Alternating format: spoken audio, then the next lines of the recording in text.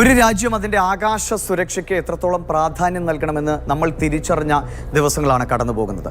അത് നേരത്തെ തിരിച്ചറിഞ്ഞ നമ്മുടെ സൈന്യവും സർക്കാരുമൊക്കെ മുൻകൂട്ടി സംവിധാനങ്ങൾ ഒരുക്കിയതിൻ്റെ ഗുണവും നമ്മൾ നേരിട്ട് അറിയുകയും ചെയ്തു. ഇന്ത്യയുടെ ഫയർവാൾ, അതായത് പാകിസ്ഥാന് ഒരു തരത്തിലും തകർക്കാൻ കഴിയാത്ത ആകാശ പ്രതിരോധ സംവിധാനം നമ്മൾ ഒരുക്കി എന്നിടത്താണ് ഈ കഴിഞ്ഞ 2 ദിവസം കൊണ്ട് പാകിസ്ഥാൻ മുട്ടുകുത്തുന്ന അവസ്ഥയിലേക്ക് വന്നത്.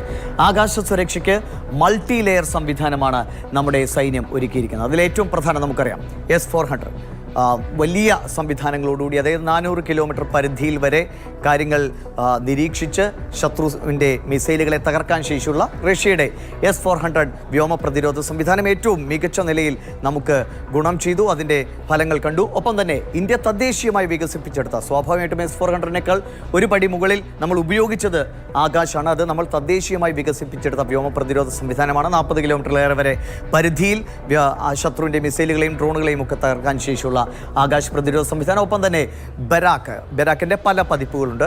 ഒപ്പം നമ്മുടെ സൈന്യം വളരെ വളരെ ഇഷ്ടത്തോടെ പറയുന്ന നമ്മുടെ വിൻറ്റേജ് സംവിധാനങ്ങളായ പച്ചോരെ അടക്കം, ഒപ്പം ക്വാഡ്രാറ്റ്, സ്പൈഡർ, അങ്ങനെ പല തലത്തിലാണ് നമ്മുടെ വ്യോമ പ്രതിരോധ സംവിധാനം ഒരുക്കിയിരിക്കുന്നത്. हमारे एयरफील्ड्स और लॉजिस्टिक इंस्टॉलेशंस में 9 और 10 मई की रात को लगातार हमले किए, वो इस मजबूत एयर डिफेंस ग्रिड के सामने विफल हो गए.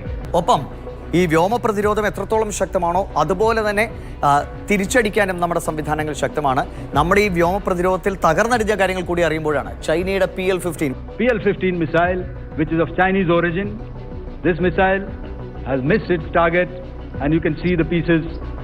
തുർക്കിയുടെ 2 ഡ്രോണുകൾ, പ്രധാനപ്പെട്ട 2 ഡ്രോണുകൾ, ഇഹ, സോങ്കർ എന്നീ ഡ്രോണുകളാണ്, തുർക്കിയുടെ ഡ്രോണുകളാണ് പാകിസ്ഥാൻ നമുക്കെതിരെ ഉപയോഗിച്ചത്. അവയും നമ്മുടെ പ്രതിരോധത്തിൽ തട്ടി തകർന്ന കാഴ്ച. അങ്ങനെ നമ്മുടെ എല്ലാവിധ സജ്ജീകരണങ്ങളും അതിൻ്റെ വളരെ ചെറിയ ശതമാനം മാത്രമാണ് നമ്മൾ ഉപയോഗിച്ചത് എന്നുകൂടി അറിയുക. നമ്മുടെ എല്ലാ വ്യോമത്താവളങ്ങളും പൂർണ്ണ സജ്ജമായി നിൽക്കുന്നു. ഇന്ത്യൻ സേനയുടെ കരുത്തിൻ്റെ 100-ൽ ഒരു 10% അടുത്തുപോലും നമുക്ക് ഈ 2 ദിവസം ഉപയോഗിക്കേണ്ടി വന്നിട്ടില്ല എന്നത് എത്രത്തോളം പ്രിപ്പയർഡ് ആയിട്ടാണ് നമ്മൾ നിൽക്കുന്നത് എന്നതും രാജ്യത്തിൻ്റെ സുരക്ഷയ്ക്ക് എത്രത്തോളം പ്രാധാന്യം കൊടുക്കുന്നു എന്നതിൻ്റെയും കൂടി തെളിവായി മാറും.